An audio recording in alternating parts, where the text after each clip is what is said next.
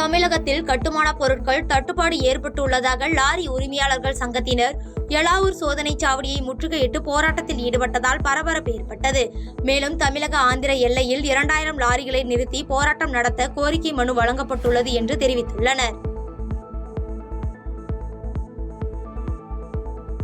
சென்னையில் இருந்து ஆந்திராவுக்கு கடத்தி சென்ற 2.4 டன் ரேஷன் அரிசியை திருவள்ளூர் மாவட்ட குடிமைப் பொருள் வழங்கல் குற்ற புலனாய்வுத்துறை போலீசார் பறிமுதல் செய்தனர்.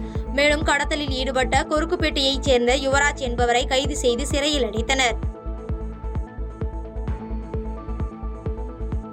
பொன்னேரியில் உள்ள SS ஐதராபாத் பிரியாணி உணவகத்திற்கு உணவு பாதுகாப்புத்துறை அதிகாரிகள் சீல் வைத்தனர். அண்மையில் உணவகத்தில் உட்கொண்ட 10க்கும் மேற்பட்டோருக்கு உடல்நலக்குறைவு ஏற்பட்டதால் அதிகாரிகள் ஆய்வு மேற்கொண்டபோது கெட்டுப்போன பிரியாணி, சிக்கன் உள்ளிட்ட உணவுப் பொருட்கள் கண்டெடுக்கப்பட்டதால் சீல் வைக்கப்பட்டுள்ளதாக மாவட்ட நியமன அலுவலர் சதீஷ்குமார் தெரிவித்துள்ளார்.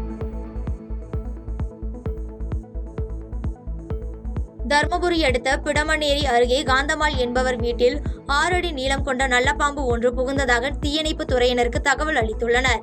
இத்தகவலின் பேரில் சம்பவ இடத்திற்கு சென்ற தீயணைப்பு துறையினர் பாம்பை லாவகமாக பிடித்து தர்மபுரி வனத்துறையிடம் ஒப்படைத்தனர்.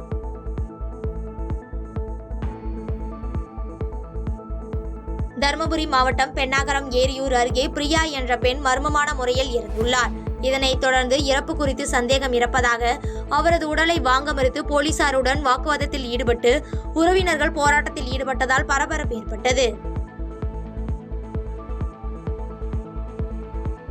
தர்மபுரி மாவட்டம் காரிமங்கலம் அருகே ஓடிக்கொண்டிருந்த அரசு பேருந்தின் நிற்காமல் சென்றதால் ஆத்திரமடைந்த பேருந்தின் முன்பக்க கண்ணாடியை உடைத்த இருவரை போலீசார் கைது செய்துள்ளனர். மேலும் இதில் சம்பந்தப்பட்ட ஒருவர் தலைமறைவானதால் போலீசார் அவரை தேடி வருகின்றனர்.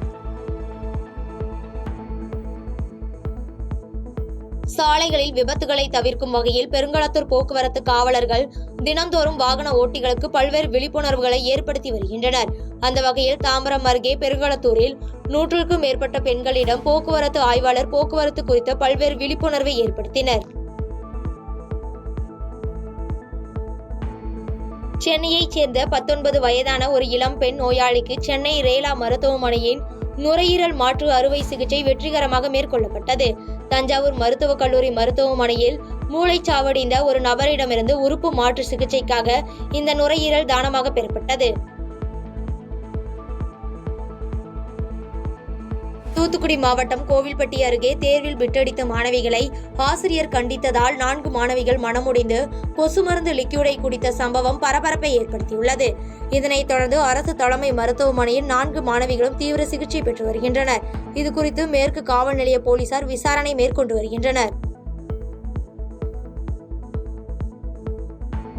தேனி மாவட்டம் சின்னமனூர் அரசு மருத்துவமனையில் செவிலியர் பற்றாக்குறையை கண்டித்து அனைத்து இந்திய இளைஞர் பெருமன்றம் கோரிக்கை முழுக்க ஆர்ப்பாட்டம் நடைபெற்றது. இந்த ஆர்ப்பாட்டத்தில் பல அம்ச கோரிக்கைகளை முன்வைத்து கோஷங்களை எழுப்பினர். பாதகம் செய்பவரை கண்டால் நாம் பயங்கொள்ளலாகாது பாப்பா, மோதி மிதித்து விடு பாப்பா, அவர் முகத்தில் உமிழ்ந்து விடு பாப்பா. அண்மை செய்திகளை உடனுக்குடன் தெரிந்து கொள்ள இணைந்திருங்கள் இயம்நாடு தொலைக்காட்சியுடன்.